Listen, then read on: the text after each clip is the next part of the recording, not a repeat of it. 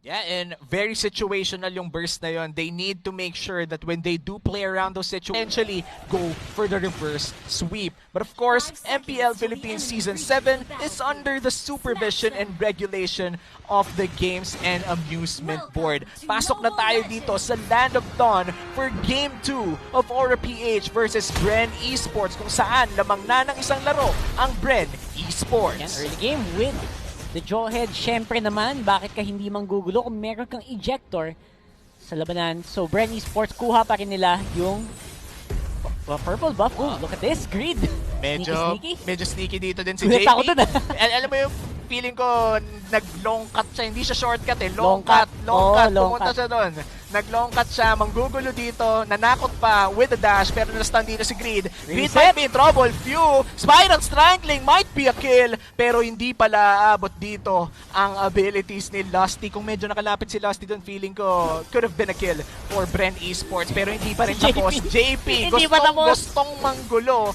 And that's why you want a Joed in your team. That's right, the Jawhead, mag-spawn yung mga jungle camps. Gusto mong patayin para maalaman mo yung time. Pero Dito wait naman, lang, Lord Hades, Flap Teasy though. una siyang ginamit sa Season 7 with Carl TZ. And yun yung sa Game 3 nila. And hindi din nag-succeed. So, Game 2. Diba? So, it was not a fun pick. Let's see if Aura can make it work. Kasi sa ibang region, ginagamit talaga ang Granger na. Diba? May mga lineup na pwede ka mag-Granger. Ang tanong, isa kaya ito sa mga lineup na pwede mong gamitan nun? Yeah, and apart from the lineup, I feel like it's also based on the power spike of the said lineup. Kung sabay-sabay bang lalabas ang power spike, kung kaya nyo bang patulan on certain occasions. And speaking of certain occasions, this just might be it. First turtle of the game, co-contest dito, both teams, Aura PH in a good position to take it down. But Kilowash here, hindi papasok ang Alice and Rebo is still fairly healthy. Pero babagsak na with a searing torrent. Beautiful play coming in from Duvalier. At tuloy-tuloy lang dito, babagsak na ang Sylvana after the Tamus getting it. At pero ang Esmeralda may rest back pala. 4v1 dito and that's the Esmeralda going down. Aura PH, beautiful play. The turtle plus 3 kills. Yep. May mini audition na naganap. And I have to say na hindi maganda yung layering na ginawa ng pagpasok ng BREN Esports doon sa laban na yun. And dahil doon, again, 3-1 agad and nakakuha na agad ang advantage. Raptors na agad yung Granger. Yeah, pero Falling Star Moon dito from Flap TZ. Pero hindi naman pala masyado masasaktan dito si Lord Hades. Pero going back to your point, Brock, that was a little bit too aggressive coming in from BREN. Hindi nila naasikaso kung paano mga pasok nila. As you said, holy baptism though, locked in si JP. Walang takas-takas with Imperial Justice and that's 1 kill going to BREN Esports. There you go, nabawi naman nila. And if you're Aura, huwag kang gagawa ng mga ganung pagkakamali. Kasi konting opening lang ibigay mo sa BREN Esports. Alam mong papasok at papasok yan. Yeah, so, gotta be careful. And speaking of being careful, BREN Esports, I feel like they're more careful now even if they won Game 1. And I gotta hand it to them. Aura PH, they seem not bothered at all from that loss in Game 1. Actually, mas mukha nga silang gigil ngayon, di ba? Yung Aura talagang umaapoy ngayon in this game. And they have the heroes. Meron silang lineup para gawin to. Again, Granger on with Rhapsody. Masakit na marksman kahit na early game. Gamit na gamit in this matchup. Yeah, pero tignan natin dito, Feed a little bit slowed down coming in from Lusty, pero saktong bato lang pala yun. JP nice with a good save, pero na-burn ang Vengeance Flame. Few, hindi tatama ang Cometic Lance. That could have been a kill if tumama yung stun na yun. Again, also, you have to be aware, yung timing ng Imperial Justice isn't active right now. I-check nila ngayon Turtle, it's gonna be a big one dito. Yeah, Turtle already half HP, pero that's the ejector being burned already, pero masisecure ng Aura ang Turtle at may double kill pa para kay Granger. Nagkakaubusan na ang members ng BREN Esports dito. Flap TZ medyo makunat, pero hapatulan, ipapato pabalik. That's the tower dive. Flap TZ still alive, but that's the Turtle. Plus 3 kills once again for Aura PH. Beautiful placement nung Rhapsody at lang Death Sonata nitong si Lord Hades. From down, nakatakas na eh. Nahabol pa nung bala. Why you pick the Granger? And nakuha niya yung early game. Yeah, and for Aura PH, this is the game that they want out of this Granger. As you said, there's a 2v1 Aura PH and you paid the price for it. Again, Rhapsody lang, sapat na.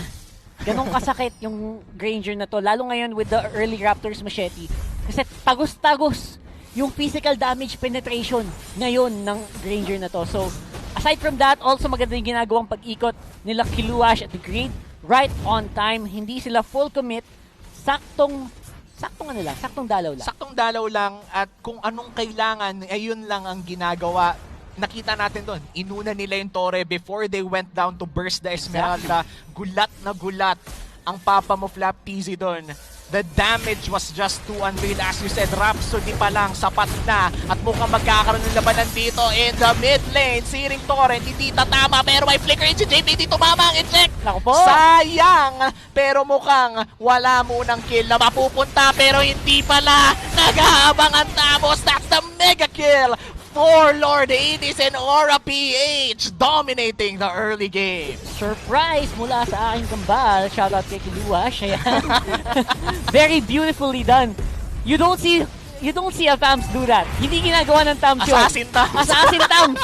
Men, kulang na lang Lothar. Pero legit, iba talaga ang Aura PH. So BREN Esports right now will have to come back from this very hard. And speaking of coming back, Rebo tried to get that solo kill pero medyo tinangki niya yung Order of Brilliance dito. Galing sa Lunox. Hindi niya nirespeto yung damage. BREN Esports, I feel like it's already time to respect Aura PH. It is, tama 21-16 na, tol. Medyo kailangan na natin mag-scale up. You need to take note of this Granger dahil talagang napakasakit na ng damage nito at hindi lang yon. Halos lahat ng members ng Aura PH ngayon sabay-sabay nag-power spike. Oo, lumalaki na yung lamang. Huwag nating paabutin sa A94 difference. Oo, sa A9. A94 difference na yan. 13,999. Yan ang magic number natin. Pag lumamang ka ng Aura A94 difference, alam mo na. Oh. Opo. It's the Oppo difference. Ibig sabihin lang nun nadala ng Oppo ang laro. Pero mukhang babalik na nga tayo dito sa Land of Dawn kung saan 10-2 ang kill score natin dito. Hindi ako nabulol. 10-2 talaga. 8 kills ang lamang ng Aura PH sa BREN Esports. 7 minutes. Mag-8 minutes inside this game. Gigil. Ito yung gigil na Aura. Pag binigyan mo silang lineup na kayang gumalaw sa early game, gagalaw at gagalaw sila ng maganda and kita natin to right now.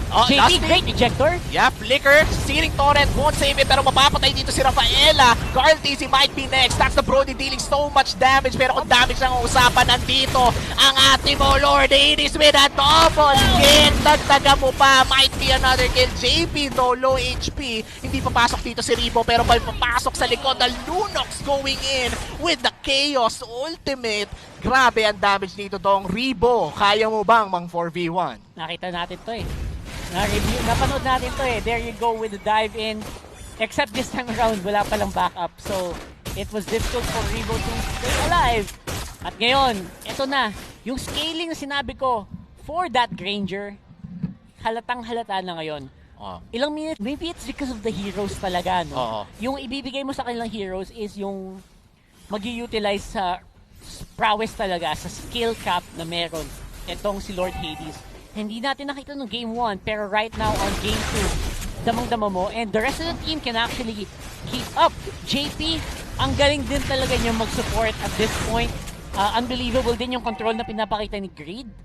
So the rest of Aura is just holding, is just steady. Hindi sila masyado maasim. They're not overcommitting and they're choosing their fights carefully. Yun ang tama nilang gawin. Yeah, and I have to agree. Yung positioning din nila ay napakaganda. Let's look at the KDAs of Aura PH right now. 705 for Lord Hades. Wala ring deaths kay Benny Cutie. And for JP and the gang, tig-isang deaths lang. Ibig sabihin, well spread out din. Kumbaga napipitas lang dahil sa trade kill, pero hindi namamatay ng walang rason. This is very important to take note dahil kung mamamatay ka man din lang sa laro, make sure may pinaglaban ka. Make sure may rason. Actually, I think yung balance is nahuli din ni Kiluash I think yung off-lane na ginawa ni Kiluash, yung side lane, napakahirap ding tapatan, which is the reason why sobrang free roam siya. Kahit saan siya pupunta ngayon, wala siyang katapat. Halos, kung papansin mo si Kiluash ngayon sa mapa. And the rest of the team push lang sa kabilang dulo. PH here. Top lane is already getting pushed quite heavily. There are 4 people in the mid lane and hindi na nilang pipigilan. Turret will go down. Top lane, busy din si Kiluash mag-isa. Almost takes down the inhibitor turret. doon sa taas. Yeah, and this is a very busy map for BREN Esports. Kailangan nilang makalculate kung saan ba dapat mag-invest ng mga members. That's a mega kill for the Lunox. Napakagandang eject na nanggaling dito kay JP. At mukhang Tori muna ang uunahin nila dito. Another flicker in. The damage is just too real. Nasty is next. Order of Brilliance from Benny Cutie. He just goes insane and looks like the base is next. But Rebo wants to stop it. Rebo will not stop it. That's game 2 going to Aura PH. We have a game 3, ladies and gentlemen.